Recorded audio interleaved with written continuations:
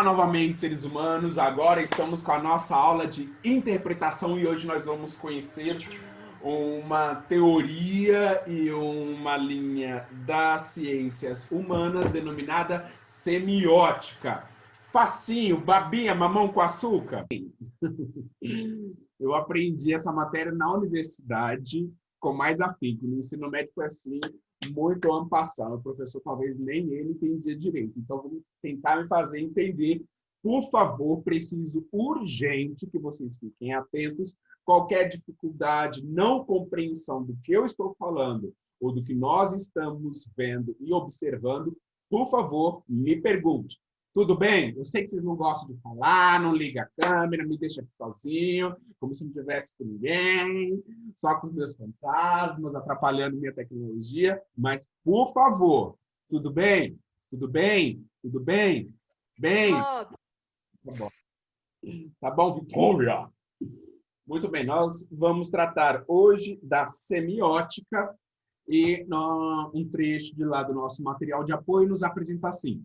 As hipóteses que as pessoas estabelecem sobre a palavra semiótica, ótica pela metade, que esse seria o sentido, né? Os estudos dos símios, um novo nome para astrologia, né? Que seria esse termo aí vindo da área das ciências da natureza, estudo de todas as línguas seria, então, a tradução da semiótica, resultando das associações. Semi, no sentido de metade, astrologia, algo referente aos signos, e aqui se percebe que esta palavra tem um sentido polissêmico, ou seja, vários sentidos para a semiótica. É isso que acontece. Por exemplo, quem for para a área das ciências humanas, você vai estudar semiótica na universidade e perceberá que ela tem um vasto campo de atuação. E, ao mesmo tempo, também uma mistura de conceitos entre a língua e a linguagem, especificamente pensando aí, então, na semiótica para a língua portuguesa, para a interpretação de texto. Esse princípio, para nós iniciarmos, é para vocês perceberem que há várias camadas para entender a semiótica. Nós vamos pegar aqui um sentido que melhor casa com aquilo que nós estamos, primeiro, estudando e que vai fortalecer o seu entendimento para as provas. Por exemplo, aqui nesta charge que eu trago para vocês, aplicando a semiótica, nós iríamos fazer a interpretação a partir dos símbolos. O primeiro quadro, nós temos o símbolo de uma criança indo provavelmente para a escola, porque ela está com mochila, ali no bolso lápis, e aí nós vemos uma mão retirando a mochila da criança, e ela meio confusa, olhando para o sentido da mão, onde estaria provavelmente o rosto, não compreendendo o que está acontecendo. Já no outro, nós vemos, ao invés da mochila e da mão, apenas um saco no qual a criança carrega e uma lágrima no seu olho. Muito provavelmente, estamos observando numa tradução, numa interpretação livre, uma criança sendo forçada a trabalhar.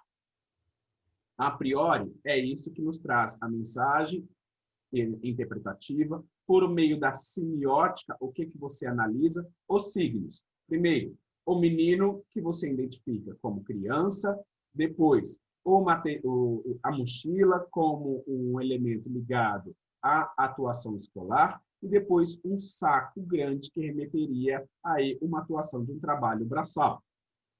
Esses são signos muito similarizados com o que nós conhecemos na sociedade. Nesse sentido, quanto mais você tiver uma bagagem de conhecimento, mais fácil será a sua interpretação. Outro sentido é a mão. Esta mão nos representa ser uma mão masculina, não uma mão feminina. Por quê? Nós estamos acostumados a ver os signos de mãos femininas apresentarem tinturas, a pintura do esmalte nas unhas. Então, uma unha tratada. Além do que, ela apareceria um pouco mais delicada, teria menos traços rústicos, aí que remetem a uma mão masculina. Então, entende-se, a partir dos símbolos produzidos pela semiótica, de que o homem, ou um homem, aquele que lidera, aquele que tem o poder, Ele tira o estudo da criança, ele coloca o trabalho. A priori é isso. Entenderam até aí? Rolou? Tá com dúvida? Por favor, gente, não deixe de se comunicar e perguntar. Tá tranquilo, Robson. Ótimo. Eu vou tentar ir bem devagar, tá? Vai ter umas horas. Então, o estudo da semiótica está inserido no interior do que nós chamamos da teoria dos signos, uma teoria filosófica e científica que vai buscar tudo o que carrega consigo, dentro do sentido de signo, algum sentido. O que comunica algo, o que transmite informação. Então, a semiótica, ela busca retirar a informação dos signos. E aí nós temos esse seguinte organograma que nos faz gerar essa produção. Primeiro, você tem uma mensagem. Esta mensagem está no plano das ideias, ou na sua mente, ou num pensamento que você tem. A partir desta mensagem que você deseja transmitir, e aqui, ó, nós não estamos falando de canal, de transmissor, de receptor, não. É apenas a mensagem em si, o signo e a sua representação. Isso, lembre-se que nós já falamos sobre o canal, receptor nas outras aulas. Então, você tem uma mensagem propriamente dita que você quer transmiti-la. A partir dela, você cria um signo. Esse signo pode ser tanto verbal, quanto um elemento icônico, como o símbolo aí da seta. Ou uma imagem, como, por exemplo, nós vimos no slide anterior, aqui vários signos compostos para transmitir a mensagem sem o texto verbal. Ok, a partir do momento que você cria esse signo, você personifica ele como um objeto, como nós vemos aqui na ilustração da seta. A seta, ela vai trazer duas instâncias. Primeiro, o significado, que é a ideia, o conceito que ela transmite, que nasceu lá na mensagem. E logo depois, o significante, que é o estímulo que ela vai produzir, advindo do signo, porque o signo personifica a mensagem e, a partir do momento que você produz um significante para este signo, você estimula a ação do indivíduo. Nesse sentido, quando você tem o significado daquilo que você está observando, ou seja, o significado do signo, você tem o entendimento, a ideia, o conceito do que seria ele. Neste caso, aqui a seta, o seu significado. Significado não é a tradução literal do que aquilo é, mas a ideia que ele quer passar, porque isso pode ser mutável também. É no sentido de direção proibida. E o significante, que é o estímulo físico, vai tentar produzir em você a imagem do que o significado produzir. Entendam que significante e significado são separados, mas andam juntos. Podem ser polissêmicos, mas podem estar centrados em um único objeto. Por exemplo, um exemplo aqui nosso. Esse daqui, não, vou fazer outra aqui. Esse daqui eu estou dando para vocês, então, dentro do nosso organograma, um significante, porque eu estou te dando um estímulo físico. Tá vendo? Você está vendo que isso daqui é um lápis. Beleza. Mas eu posso aplicar neste lápis outro significante, além daquele que é a concepção, o conceito, a ideia utilizável para escrever na folha de papel. Por exemplo, eu posso utilizar ele para prender o cabelo, como muitas mulheres fazem. Eu vou ter, então... Ficou horrível, eu vou ter, então, o lápis como um palito de cabelo, para prendê-lo. Isto, por exemplo, é um outro sentido, uma outra ideia, um outro conceito dado ao significante. Todos os signos, eles passam por isso, por essas várias significações. Entenderam até aí? Tá rolando? Pegou? Sim. E nós vamos aprofundar em significado e significante. Então, uma semiótica pode ser, primeiramente, dividida em dois âmbitos. Uma em específico e outra em geral. É isso que nós vamos ver a partir de agora. O âmbito específico da semiótica entende que ela tem um caráter gramático, linguístico, verbal, dedicando-se aos estudos linguísticos de sistema de sinalização, por exemplo, né, de gestos, de notação musical. Um exemplo aqui que nós temos nesta charge aplicando a semiótica. Pai, este é o mongo, ele faz teatro. Tem o pai e a mãe, a menina está apresentando o carinha lá para eles. Aí, em dado momento, está o pai e o mongo sentado no sofá. E aí o pai pergunta para ele, Shakespeare? Não, obrigado. Mais um cafezinho eu aceito. Vamos lá. Várias instâncias que nós temos que aplicar a semiótica nesta charge. A primeira, nós estamos vendo a semiótica específica, que é, no nosso caso, a gramática. Beleza? Isso também fica claro para nós quando olhamos a imagem e você não tem nenhum outro elemento para ser traduzido no sentido do signo à interpretação. Você tem apenas ali uma moça e um rapaz, o pai e a mãe, depois no outro quadrinho o pai e o cara sentado no sofá, tal. Então você não tem muitos elementos, a não ser o elemento específico, que é o gramático. No elemento gramático, nós entendemos que, a partir da semiótica, a moça apresenta o rapaz que ela diz que ele faz teatro, ele é da linha das artes cênicas. E aí o pai, no próximo bloco, no próximo quadrado, identifica um personagem do mundo do teatro, que é William Shakespeare, do teatro elisabetano, lá do Renascimento inglês. A priori, tendo entendido que o rapaz é do mundo do teatro, quando o pai lançasse esta palavra, seria perceptível que o menino, que o mongo, que o cara, entendesse que ele estava falando da linha teatral, ou seja, do teatro dramático, ou da comédia, ou do teatro histórico de Shakespeare. Mas o rapaz demonstra não entender. Ele diz, não, obrigado, mas um cafezinho eu aceito. Nós poderíamos também intuir que Shakespeare, por ele ter esse shakers, que lembra a shake, que lembra a milkshake, o rapaz poderia entender que ele estava oferecendo para ele uma outra bebida, como, por exemplo, um shake de Shakespeare. Que piada engraçada.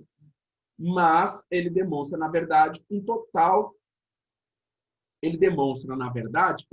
desconhecimento do mundo do teatro. A linha gramatical da semiótica vai produzir esses sentidos. Se você, por exemplo, não souber quem é Shakespeare, você vai ser o mongo do quadrinho e não vai conseguir produzir a semiótica. E nem entender também por que o pai lança para ele essa pergunta. Shakespeare. Ele poderia lançar outra. Por exemplo, ao invés de Shakespeare, ele poderia falar Ariano Suassuna, que também é do teatro, Nelson Rodrigues, que também é do teatro. Saindo da linha dos teatrólogos, dos autores, dos escritores de peça, ele poderia dizer Fernanda Montenegro, Montesquieu, entendem? É nesse sentido que a semiótica específica na área da linguagem nos ajuda. O signo de Shakespeare, ou melhor, aplicando lá o organograma que nós vimos anterior. Shakespeare, então, ele é o significante, o estímulo físico. O estímulo físico, então, é a palavra que o pai pronunciou para o rapaz. E que ele não teve a imaginação. Lembra do balãozinho com a seta? Ele não teve a imaginação do que ele estava falando. Ele não idealizou o Shakespeare em nenhuma peça dele. E o significado é a ideia e o conceito. Percebam que a ideia do pai e o seu conceito de Shakespeare é divergente com a ideia e o conceito de Shakespeare para o... cara mesmo? O Mongo. Ele não conseguiu fazer a associação. É nesse sentido que nós vimos que a semiótica nos ajuda a interpretar. Beleza? Tudo bem até aí? Posso avançar? Pode. Pode. Agora nós vamos ver a semiótica no âmbito geral, um pouquinho mais complexa. Nesse sentido, ela assume um caráter mais filosófico, não se dedicando à análise dos sinais dados, análise do significante, mas construindo-os de modo teórico a fim de explicar fenômenos que por si só apresentam ser desiguais, ou seja, ela quer ressignificar a realidade. Nós estamos vendo outro campo da semiótica. Alguns estudiosos compreendem um signo. Aí, o signo advém da mensagem e a construção do significado que você vai fazer a partir dele, como algo que define um termo linguístico, uma imagem, um gesto, um sintoma físico. Nós precisamos aplicar os sentidos da psicanálise. A psicanálise que nos recorda que o signo, e aí eu falo psicanálise, mas também preciso recordar o linguista Fernando Sussi. O Sussi, com o seu curso, a iluminação também, Linguística Geral, ele vai produzir todos esses sentidos que nós entendemos hoje de signo e significante, significado. Ele, que é da área da linguagem, mas que conversa com a psicologia, com a psiquiatria, vai nos dizer o seguinte: todo indivíduo, quando pensa, ele pensa primeiro de forma narrativa. Depois, ele constrói a imagem. E é depois desses dois passos é que ele vai produzir o signo linguístico, a palavra. Pense em você quando era criança ou hoje mesmo. Toda vez que nós ouvimos alguma coisa, nós pensamos aquilo numa historinha, numa narrativa.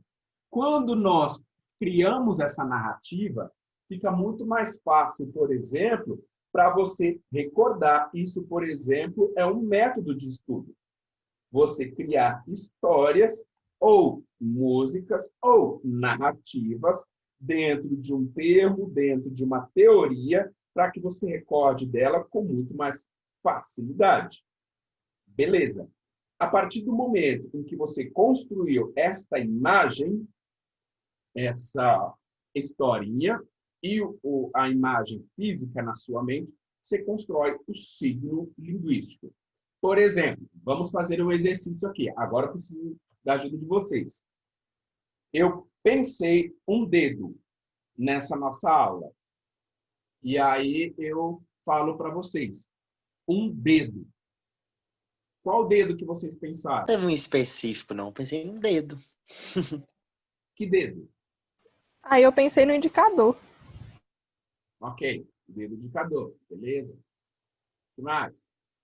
Alguém pensou em um outro dedo? O Júnior pensou em um dedo. Só que, Júnior, vamos pegar essa ideia do Júnior, que foi boa. Você pensou num dedo e quando ele surgiu na sua mente, apareceu um dedo flutuando? Assim? Como que você imaginou o dedo? Na verdade, eu pensei em um monte de dedos. Percebam que a construção do significante que vocês construíram a partir do significado que eu dei para vocês poderia produzir vários sentidos. É isso que o texto acabou de nos dizer. Porque eu, por exemplo, pensei nesse dedo. Um dedo flutuando. O Pedro já imaginou um dedo flutuando. Imagina um dedo flutuando. Eu pensei neste dedo, o dedo mindinho. Percebam que dedo O signo linguístico, ele não possui a carga do significante e do significado. Ele possui apenas a carga narrativa linguística que você constrói. É por isso que um pensou no indicador, outro pensou em dedos, outro pensou num dedo flutuante. É necessário, para que a semiótica se faça no estudo da linguagem do texto verbal, o signo verbal, aquilo que está escrito, para ficar muito mais aprendível e entendível aquilo que está sendo dito no texto. Beleza. Outros teóricos ampliam ainda mais o sentido do signo, atribuindo a ele também fenômenos naturais, como a comunicação dos animais. Aí vem o tchan, vem a parada. Quem tem animal de estimação talvez vá me entender. Aí, a minha gata, o que ela faz? Ela, quando ela quer comida, que ela quer se comunicar comigo por alimentação, ela vem até a biblioteca ou até onde eu estou, sobe no meu colo e espera que eu faça carinho nela. Depois que eu faço carinho, que eu toco nela, ela sai e fica me esperando. Ela dá uns 3 passinhos e fica assim. Olha pra minha cara, tipo, já te dei carinho, agora você tem que me dar comida. O estímulo. Outra coisa que ela faz, e olha só o jogo linguístico de comunicação do animal gato, no caso a minha gata, aí. Eu tenho 2 portões, o do fundo e o da entrada que dá para a minha sala. O do fundo é de metal. Quando eu estou, por exemplo, aqui ou em qualquer outro lugar da casa, que ela está lá naquele portão, ela mia. E ela dá uns miados para, dá outros miados para. Se eu falo com ela, por exemplo, eu falo, o que é? Aí eu chamo o nome dela, que ela percebe que eu falei com ela não para de miar. Porque ela pensa assim, ele me ouviu. Então, ele vai abrir o portão a qualquer momento. E aí ela fica miando. Quando ela vem na porta da frente, a porta é de madeira. Ela arranha, porque faz um barulho maior do que no barulho metálico. Percebam que isso também são signos. Ela não fala. Se ela falasse, ela produziria aquilo que nós fizemos agora com o dedo. Mas ela produz outros signos. Ela mia, oral, produz o signo oral, seu significante, que para mim não tem nenhum sentido, mas eu interpreto a partir de um sentido semiótico, que é isso que o autor acabou de nos falar, né, que é o signo utilizado como artifício para a criação da comunicação, nesse caso, a comunicação felina com o humano, para que tenha sentido o que ela quer. Ou alimentar-se, ou entrar, ou sair. Para sair, o que ela faz? Ela mia incessantemente. E aí, o que ela faz? Se eu estou na lavanderia, por exemplo, ela vem até mim, mia e vai em direção à porta da saída, esperando que eu a siga. Quando eu estou dentro de casa, ela mia e vai em direção à porta da sala. Ela vai indo, como se esperasse que eu fosse atrás dela. Quando eu não vou, ela vem, mia e faz a mesma coisa. Ela fica fazendo isso. Vem até mim, mia e anda. Até mim, até que quando eu levanto, vou seguindo ela, aí ela para de miar. Eu abro a porta e ela sai. Entenderam o sentido da significação? Rolou até aí? Sim. Ótimo. Há também aqueles que limitam o signo aos artifícios criadores pelos seres humanos, exclusivamente para fins de comunicação. Palavras, gestos, sinais. Então, aqui nós temos um organograma, né? A língua materna vai trazer uma representação do objeto da língua materna, da sua mãe. O registro algébrico, a representação dos objetos do registro algébrico, por exemplo, os números. O registro gráfico, a representação de um objeto gráfico como este mesmo que nós estamos vendo. E o numérico, a representação dos números. O registro algébrico mistura o número e mistura o gráfico, por exemplo.